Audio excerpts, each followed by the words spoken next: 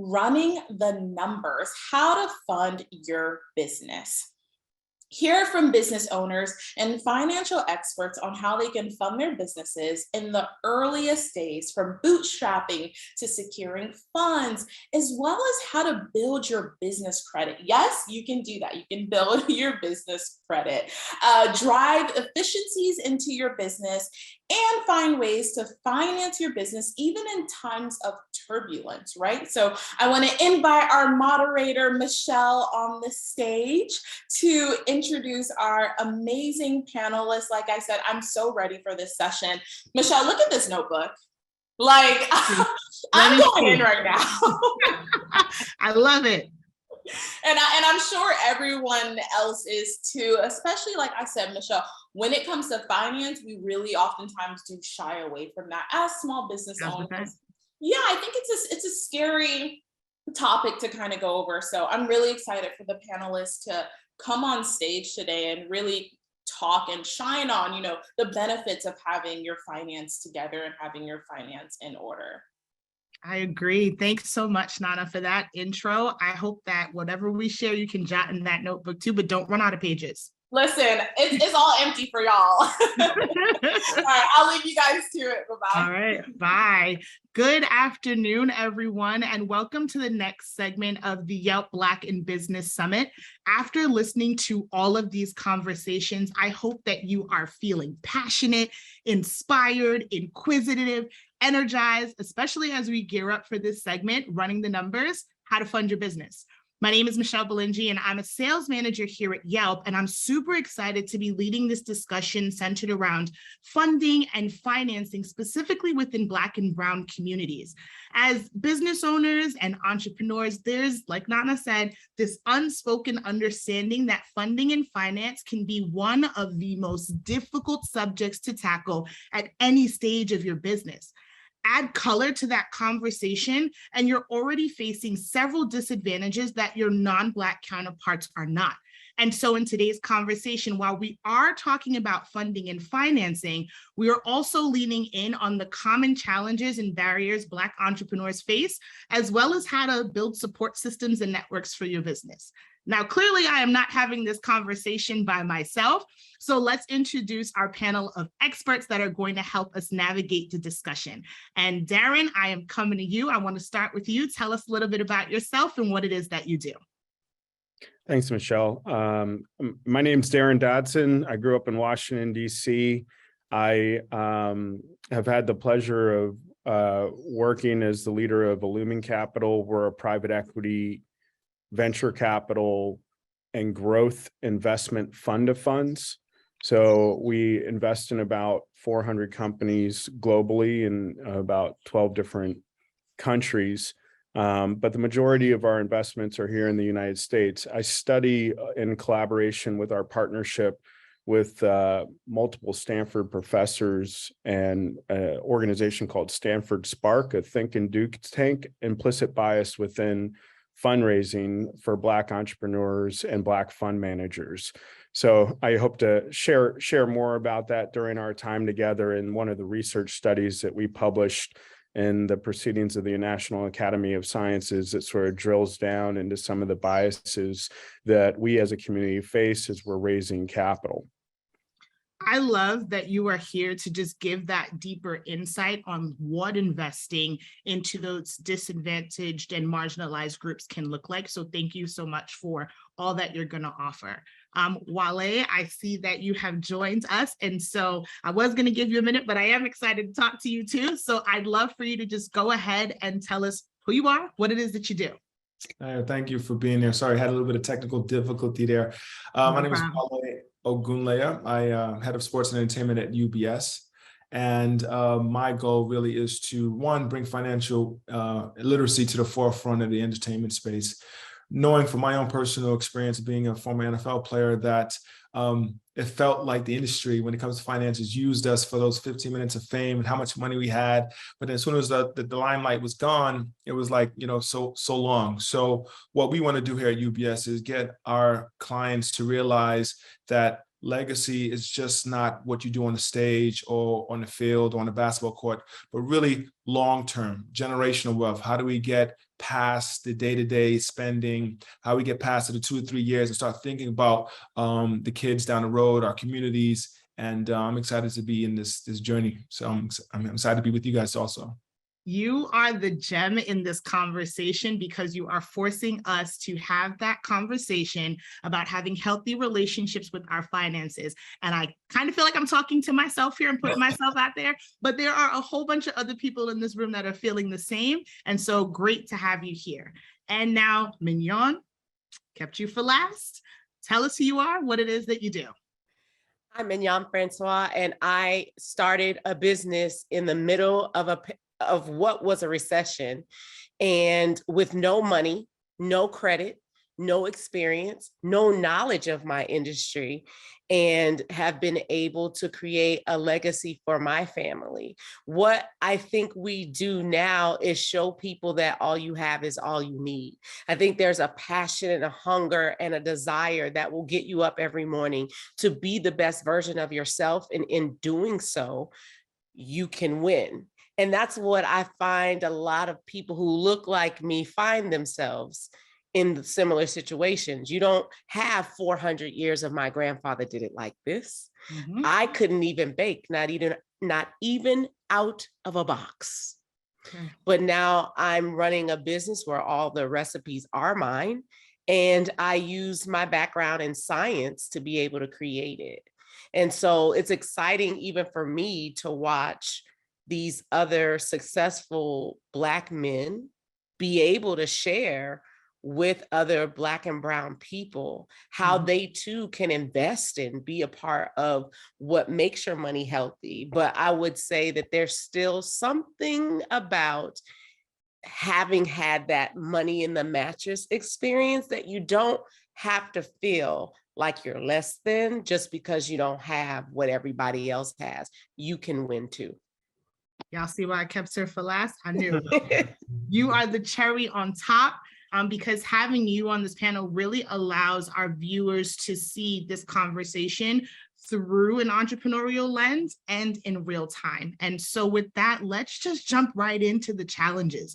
We know that Black business owners still face greater obstacles when seeking financing in comparison to their peers. And so Daryn, I'm coming to you. What are the common barriers Black entrepreneurs see when trying to gain access to capital?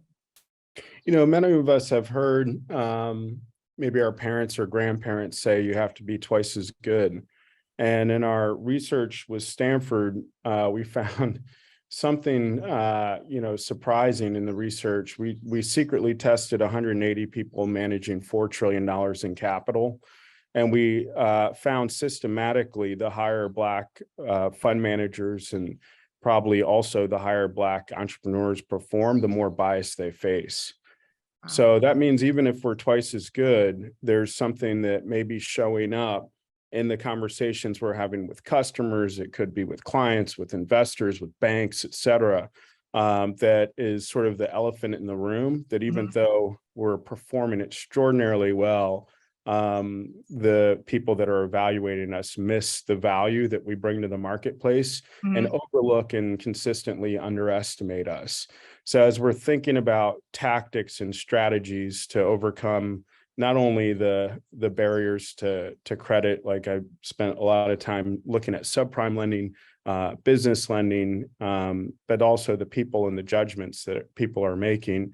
Yeah. We have to think very carefully about how to vouch for each other as a community, find others in other communities that can vouch and step up and push down some of these barriers. And not only look at performance, but also look at the ability to build networks so that we can overcome a lot of these challenges. I know others, have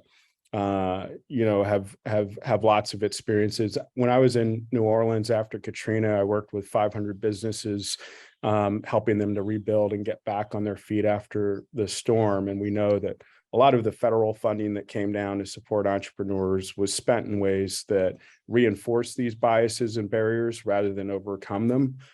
So I think that Mignon is a terrific example of overcoming that kind of stigma and bias to thrive and and sort of make a difference in that community and other communities around the country.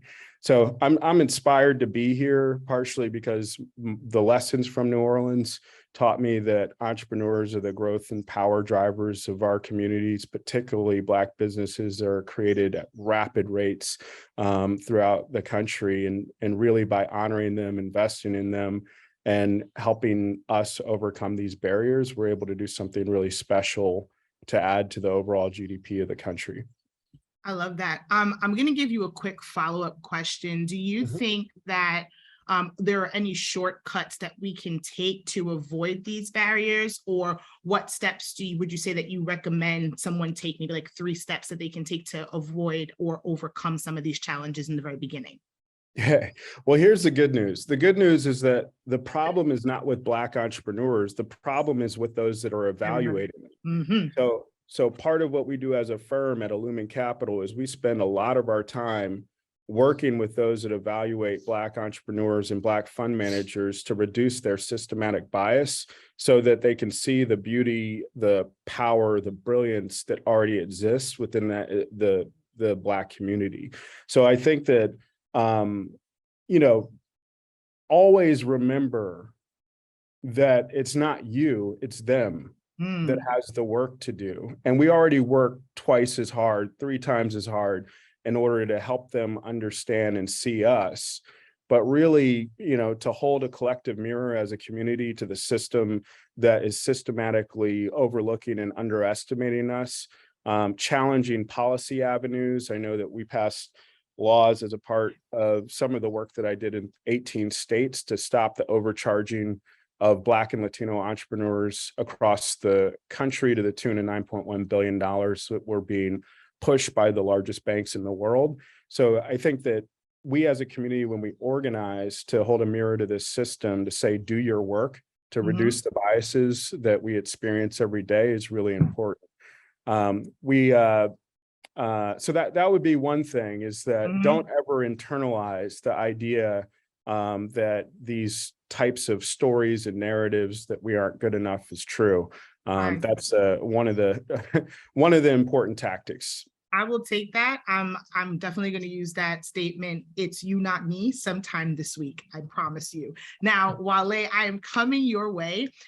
Within the challenge, there is that other challenge, which is sometimes taboo and people don't even want to talk about, but it's centered around not understanding the best ways to manage, invest, or grow your capital. And so what common missteps have you encountered, can be personally or through working with other entrepreneurs, and how can someone resolve them through financial literacy?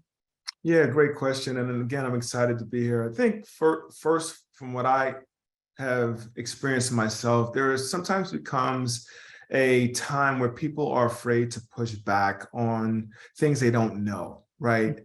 You might have the capital. In my instance, I'm an NFL player with a decent amount of money in my pocket, and I want to create businesses. I'm a yes man in the sense that I hear something I don't know, but I don't want to look like I'm unintelligent. So I just shake my head and say yes. I think the biggest thing we have to do is educate ourselves a little bit better on the fundamentals around finances, just the basic skills. And understanding also that the financial institutions speak in such jargon that it tends to confuse a lot of people in our communities. And instead of saying yes, open up a book, or with all the information we have on Google right now, just find a place where you can be comfortable in saying, I didn't understand what you just said. I need to go back and do some research. Also, surround people within your ecosystem that can help you. And I think when you start with businesses, I think the biggest problem everyone has is they start with passion, which is great. It's great to have passion. But a lot of times, passion without knowledge leads to disaster when it comes to our communities. These are small amounts of money that we have. And it's only really one shot that a lot of athletes and entertainers have at making this work, and everybody in the community wants to open up a business with the capital that they have.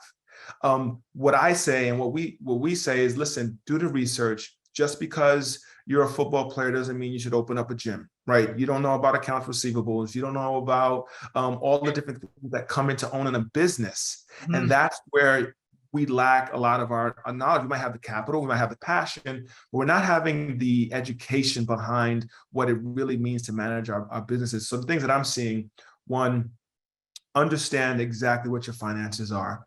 Find a system or an ecosystem of people that are willing to hold your hand through the process.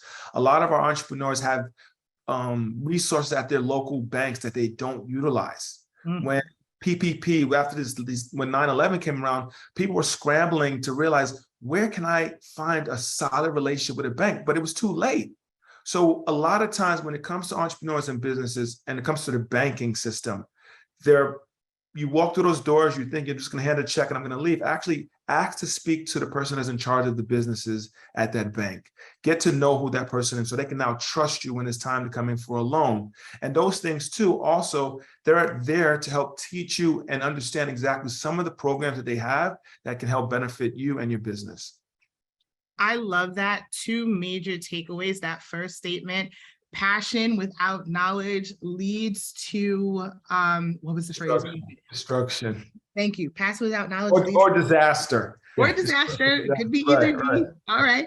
And then the other statement of just like, if someone gives you a piece of information and you don't understand, take a pause. Don't just nod. Say, I'll get back to you. It's perfectly okay to go do your research, especially because it's your money and it's your business. Now, segue to you, Mignon. You did not take the traditional loan route. As you said, you called it money in the mattress. I think my mom has used that phrase before too.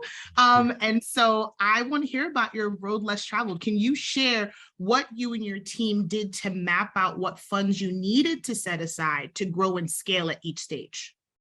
First, I want to just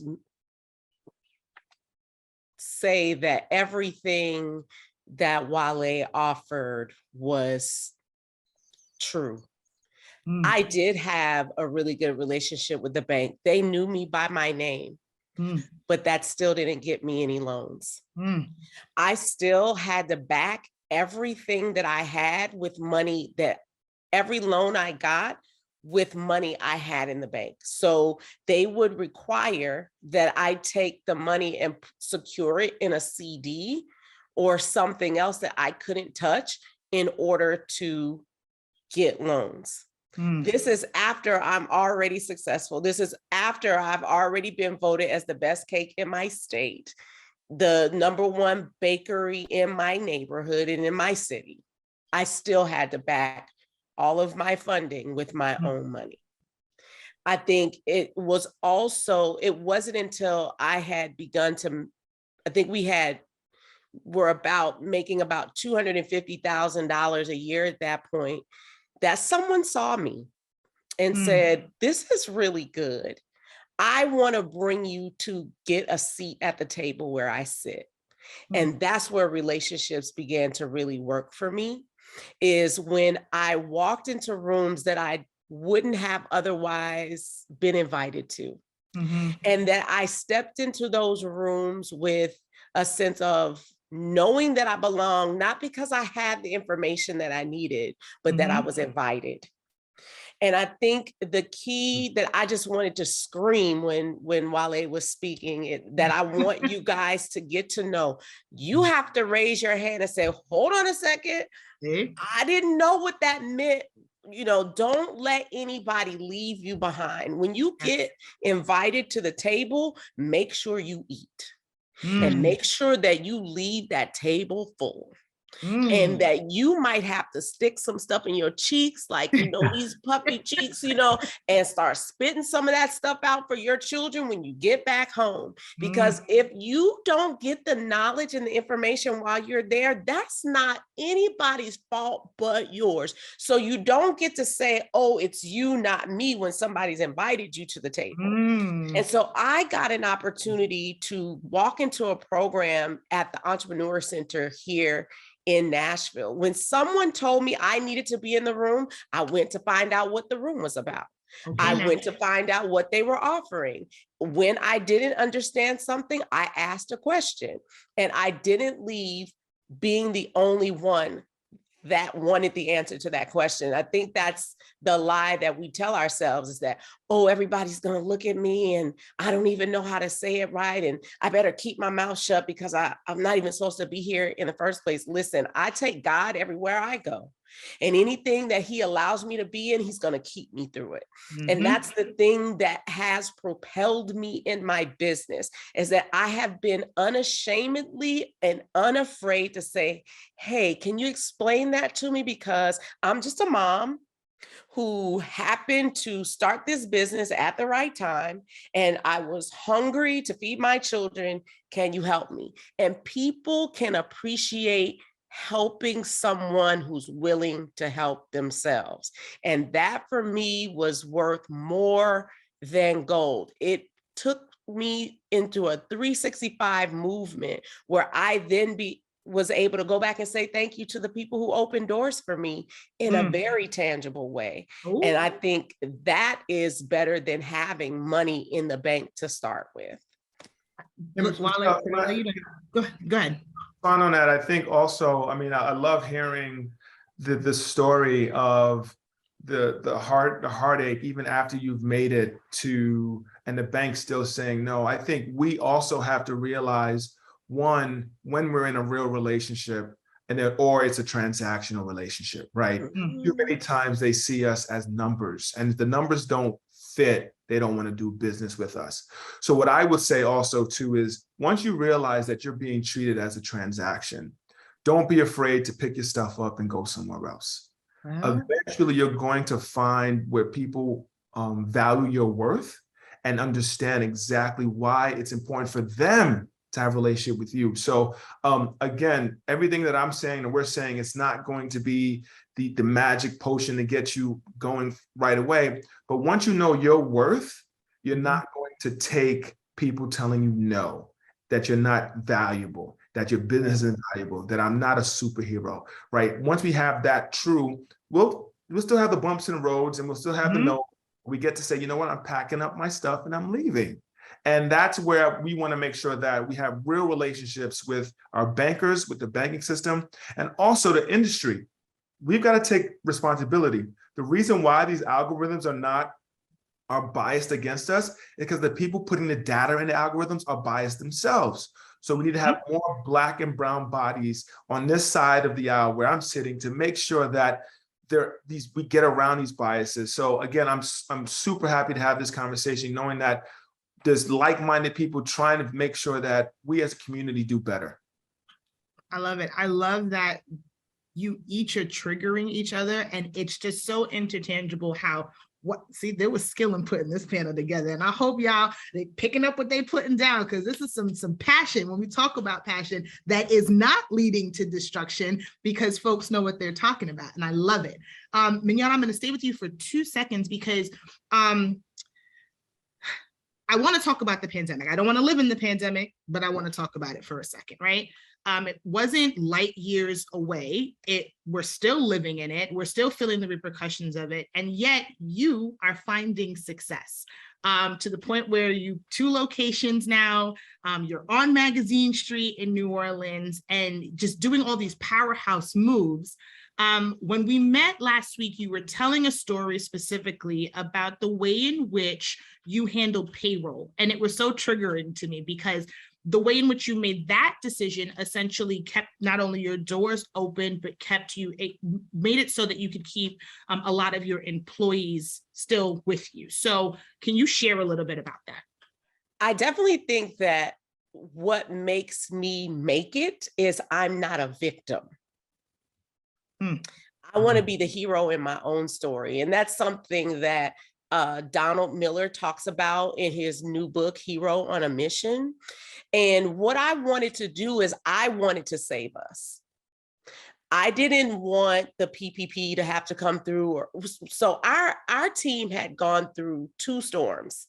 We had gone through a tornado in which we were at the eye of the storm. So while everything around us was decimated, we began to learn that my neighbor's business is my problem. And so when I started seeing my team members be concerned over, well, what's supposed to happen to me? What I said to them is, if I eat, you're eating. So you never have to worry about that. One of the things that I decided to do from the beginning was I didn't want to be in debt to anyone. And so we've operated this company. Not only did we bootstrap it, we continued to make sure that we stay out of debt, because I don't want to be enslaved to my lender.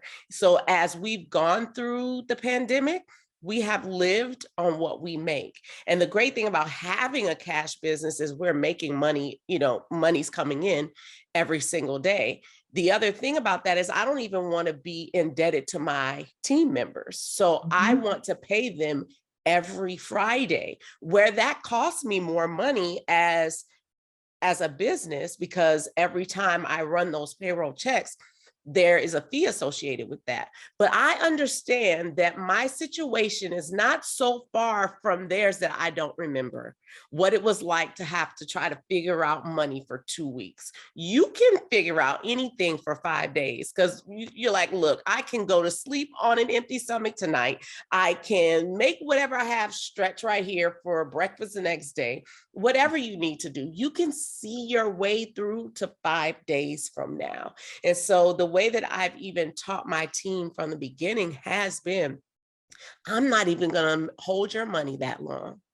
And when they've needed it, I've been a source for that as well. In addition, I'm making sure that they are having opportunity to share in the profits with me. So when I win, they also win. So not only when I eat, will they eat, they will get to eat in the future. And I want to be making deposits into their legacy in the future. I also make them responsible, though, for their own oil. There's a story that I like to tell about a widow. You can find it in a biblical reference in 2 Kings, and her husband has died. And she doesn't know what she's going to do. He's the one that has managed the money, and he has been working with the prophets. And so he tells her, what do you have in your house? And she says, all I have is a little bit of oil. And so she was told to go inside, shut the door, and start pouring out the oil. And then a miracle happened. That's the thing that I'm teaching my team. What do you already have in your house? What have you done with what you have and what I gave you? And that has also helped them as they've gone into life. My youngest child is closing on his house today. He's 21. He turned 21 on Monday. He's closing on his house today. All right, because I'm not just talking about it. I'm going to live it in front of you. And that has been serving my team as well. I hope I answered that succinctly enough. I know you absolutely did. I love it. And congratulations to him. And you're here with us. Thank you. I love that. Through all the learnings and avenues that each of you have shared, there seems to be one common thread, regardless of your path. And it's the importance of networking and support systems. And so if you were listening to the Wayne Brady segment earlier, he talked about the fact that in the beginning of his career, he hated networking. He was like, it wasn't something that he wanted to do. Anytime he was in a room, he stood in the back away from everyone. But now, 14 years in, I hope the number is right, he's like, I need to network. It's a part of what I have to do to continue to grow and expand. And so the question I have on the floor is, how do you go about building the right network and support systems for your business? And Wale, I actually want to start with you. Great. Oh, great. When I go to these universities and I tell these college students, you're in the prime place for networking. People around you are going to be future leaders, CEOs, politicians, maybe athletes, entertainers, whatever it is. And it doesn't stop, right? As we get older, the network, I think I even heard someone say that one time, like, show me your network and then I'll show you your network. Net worth. Right? That actually does hold true in some form or fashion. For me, I really believe, like, even if you take how I even got to head of sports and entertainment at UBS, I just went to a dinner. I expressed to one of the CEOs of the company that, hey, you guys should be doing a better job in our community of working with athletes and entertainers. Here's some of the things I see that UBS does really well. Here's some of the things I think you guys should do better. And 3 years later, back and forth, they were like, Wale, we want you to come run this business for us. Wow. And with our community, I think too many times, I'm born in New York City, there's people that have not gotten off Brooklyn or left Manhattan. And we tend to stay in our silos of being comfort. And I don't want to say anything to this person because I don't want to be seen a certain way. And with social media, we even get a little bit more guarded by appearances and not wanting to stand out. But when it comes to business and trying to change into this legacy, the only way we can is if we understand from other people how they've done it and the communities that they're in, the conversations they're having. I love being in rooms where I'm the only Black person there. I do love it. You know why? Because I'm trying to figure out, how do I keep the door open for the next person? How do I make sure someone else follows me? I'm not afraid or intimidated by those rooms. I'm actually happy that I'm like, here's some place where we can make a difference, right? Bring more voices in. And that can only happen if we do step out on a limb, increasing our network by saying yes to those power luncheons, going to those brunches and just handing out a business card or just being there and listening. At the end of the day, it's going to change how you view life. It's going to change how you view business. And obviously, we're going to take some of the positive things that we're seeing from people. And it's okay to be around people that you might not agree with all the way. Take some of those things and say, you know, I'm going to do something differently. But what we have to do is get out of our silos. And it doesn't matter if you're in high school or you're almost in retirement, your network should never stop and growing. Another thing too, I want to tell people too, is be careful how you share your network, okay? Now, this is how people start to use you, right? You don't want to get used for your network. So be guarded with the people within your inner circle. My mom always told me it's great to gather information. Be careful how you give that information out. So again, I'll leave you with my mom. She's more wiser than me, but when it comes to network, thanks, that's how I look at it. Yeah, write Mom. that down, y'all. Wale's mom said. Daryn, I'm going to swing it to you. I want that same question from a different lens, right? How do you go about building the right network and support systems for your business? Well, I also, as Wale mentioned, I was going to reference my mom, who's a CEO of a real estate business and has been for much of my life. And one of the things that she thinks a lot about is the farming kind of strategy. So you get the seeds out and building a broad network, and then you slowly cultivate some of those seeds, as Wale said, and kind of pay attention to how you're building, and then you harvest. But you're always adding value into the network. Two tactical things that she taught me about networks. Number one is thank you letters. They're very easy to do, but they don't get done very much. And it's one of the fastest ways to increase the value and the relationship with another person after you meet with them and you find somebody that, you know, maybe shares similar values or that you want to build something with, or be a banking partner, or be an investor over time, or be a client or customer. And many of you know how valuable that can be. But when you get to the end of the day and you're tired and you want to go to sleep, you know, that's the hard thing to do. But those little things, you know, add up over time. So I'd say that's one of the tactics that she would often use. And then it's relentless, right? And raising capital in our business, we eat no's for dinner. So it becomes a game of how to get many no's. But what I found in raising multiple funds throughout my career is those that said no in the first raise are often people that the way you take that no in future years begins to evolve into a relationship where they see the validation of the things that you're talking about. They see the growth. They see the response after a tornado hits Mignon's business and the way she pulls together with her community, her staff, her team, and builds a resilient model over time. And they want to be a part of that. And there's something really interesting as you continue the journey. If you stay in touch with people, a lot of times, some of them will come around. So just 2 offerings around specific tactics and building networks.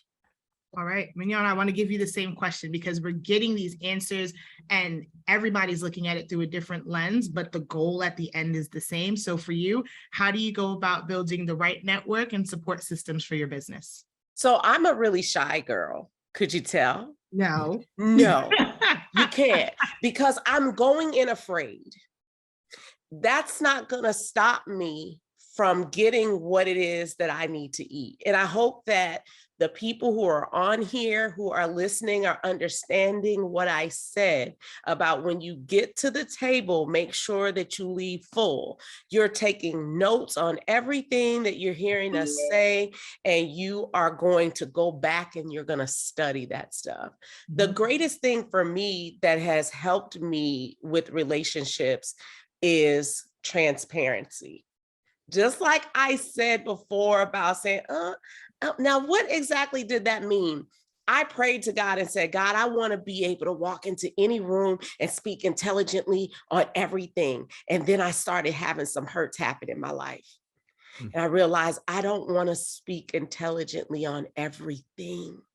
I don't want to know firsthand what it feels like to go through some stuff. So therefore, I'm going to have to ask some questions when I get into the room.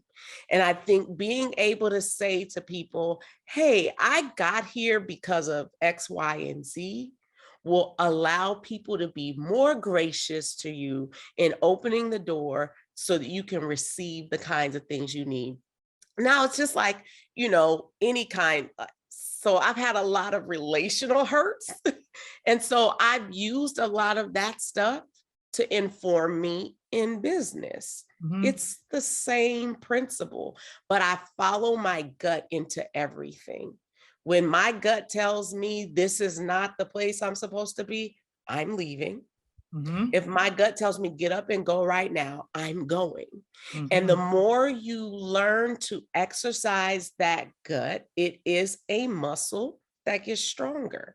And the more you begin to it's kind of like a mind trick thing of saying, I belong here. I'm supposed to be here. Therefore, they want me here. And so they want to hear what I have to say. Like you hear things like there are no stupid questions and there are no stupid answers. And the greatest thing for me has been the ability to wrap my arms around people and thank them, just like that thank you note you talked about, to wrap my arms around them and thank them and let them know that I'm still shocked that you're standing in the line too, just like you shocked about how long the line is. I'm shocked you guys are all coming because I didn't know what I was doing before I even started this, but it was my customers. It was the ones who were saying, y'all, I found this treasure. I want to share with you.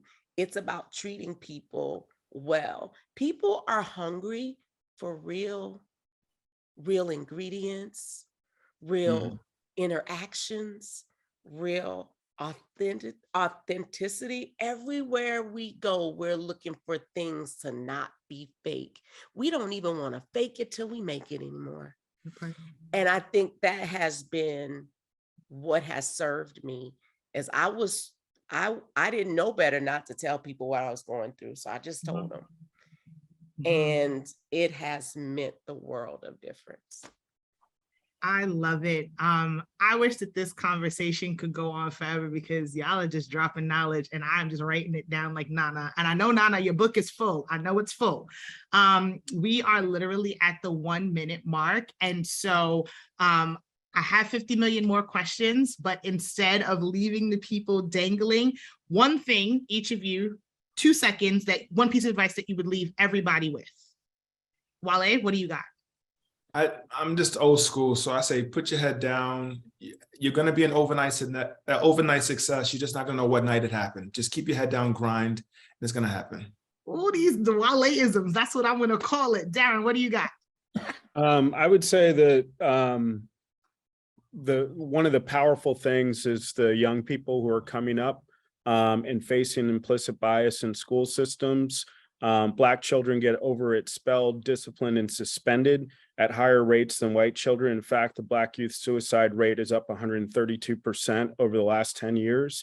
So one of the things that I would say is check out Dr. Eberhardt's book, Biased, and let's think about how, as a community, how we can hold up many of you as role models to children that are searching for a way to overcome these biases in systems and build autonomy and freedom in businesses like those that you've created. Love that. And then Mignon, take us home. You need a coach. I'm sure Wale couldn't go out into that football field and learn how to grow and become better if he didn't have a coach. But when we are in business, we think that we're supposed to know everything. Every stupid thing that you've ever had to do is taking you from where you are to where it is that you want to be. So there are no mistakes. It was just like Fantasia said, necessary. But if you don't have a coach, you'll never have someone to pat you on the back and say, hey, that was good. Now do something different next time.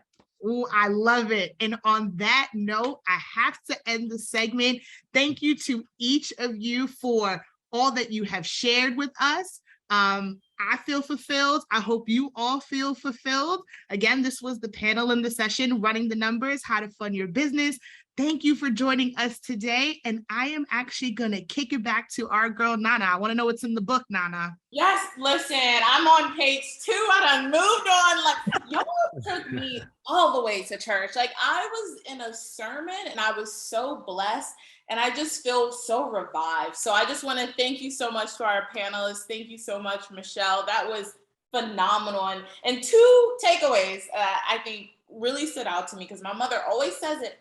Write those thank you letters. It takes 2 seconds. I know it feels old school. The Gen Zers that are on here or the millennials, like, write those thank you letters, make those phone calls, and we all need a coach. So thank you guys so much. Thank you so much for your time.